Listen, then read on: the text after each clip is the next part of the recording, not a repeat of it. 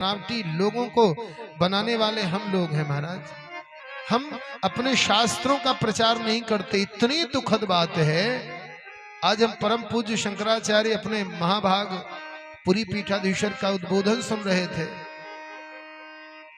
इतनी बढ़िया बात कि हिंदू से अधिक स्वार्थी कोई नहीं है, और इसीलिए अपने ही देश में हम धीरे धीरे मंदिरों के लिए सुनवाई नहीं होगी। ये इस देश की दशा है। मंदिरों से लगी भूमि का अतिक्रमण लोग कर रहे हैं, इसकी सुनवाई नहीं होगी। ये इस देश की दशा है। जहां पर राम के नाम की सरकारें बनती हैं, जहां राम के नाम का लोग माला जपते हैं, उस देश में ये दशा है। आज क्रिश्चियन को देखो, ईसाई को देखो, घर बार छोड़ करके महिलाएं धर्मांतरण करने में लगी हैं। वो किसका प्रचार कर रही हैं? अपने ईसाईयत्व का प्रचार कर रही हैं। एक मुस्लिम को देखो, अगर आपने उनके ईश्वर के संबंध में कुछ बोल दिया तो आपकी गर्दन काटने के लिए तैयार बैठे हैं, भले ही उनकी गर्दनें क्यों ना कट जाएं।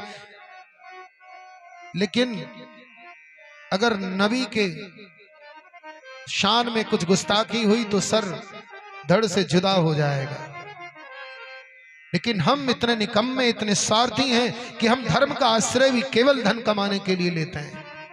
बड़े बड़े मठाधीश, बड़े बड़े धर्माधिकारी केवल अपने संप्रदायों को छोड़ करके कुसरतोई तप करना है। किसके लिए? बोले अपनी सिद्धि करना है हमको।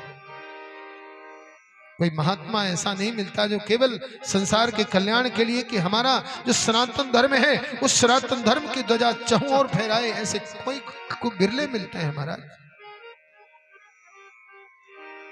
अगर हम अभी नहीं जगे, अभी हम नहीं उठे, तो वो दिन दूर नहीं है जब इस भारत भूमि में ही हम अल्पसंख्यक बन के रह जाएंगे। और याद रखना, जब विधर्मियों की संख्या बढ़ती है, हम तो वसुधैव कुटुंबकम के विचार को धारण करके सबको गले लगा लेते हैं। ये शायद दुर्भाग्य रहा इस देश का। कभी कभी सोचता हूं कि क्या हमारी ये विचारधारा हमारे ऊपर पड़ गई। हमने संपूर्ण विश्व को यह माना कि सब भगवान के अंश हैं, और ये आकर के यहाँ रहें, अपने धर्म का प्रचार करें, फलें फूलें। और आज ये दशा हो गई कि हमको ही बताया जा रहा है कि विदेशी हैं।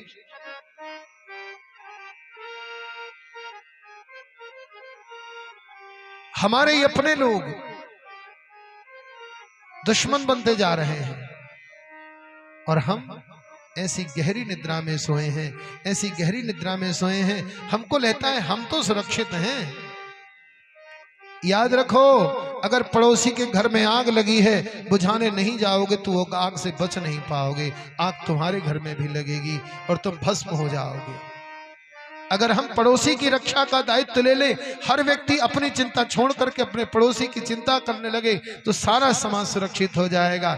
लेकिन हम अपनी चिंता में, सारे लोग अपनी अपनी चिंता में लगे रहते हैं। आज शहरों में चले जाओ, एक गुंडे, 4 गुंडे आते हैं, और 4 गुंडे आकर के घर के व्यक्ति को उठाते हैं और उठा करके मार के चले जाते हैं। दुष्ट, ऐसे कायर लोग वहां पर बने बैठे तमाशा देखते रहते हैं। ये कायरों का देश है। ये वो देश है जहां पर छत्राणियां अपने पतियों को खून का तिलक लगा करके युद्ध में भेजती थी। महाराणा प्रताप का देश है ये, पृथ्वीराज चौहान का देश है। लेकिन हम इतने दुर्भाग्यशाली हैं कि ऐसी वंश परंपरा में उत्पन्न होने के बाद भी ऐसे पूर्वजों की विरासत को संभाल नहीं पाए। अरे कितने दिन जियोगे भाई?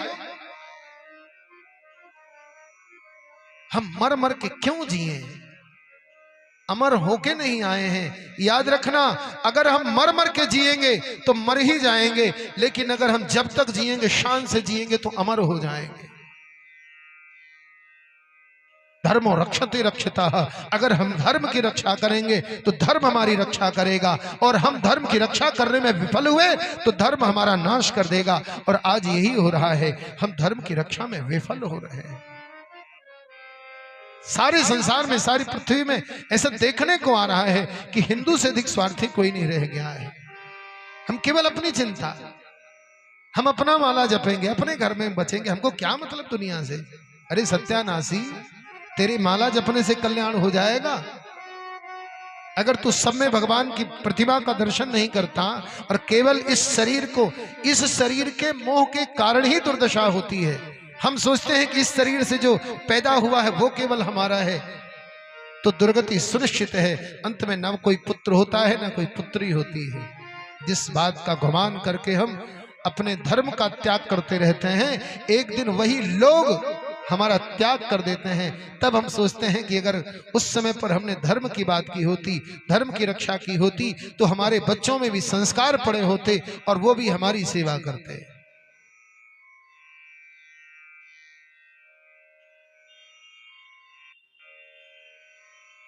भगवान ने कंस वध के बाद संपूर्ण संसार को उपदेश देने का काम किया है अपने कर्मों से।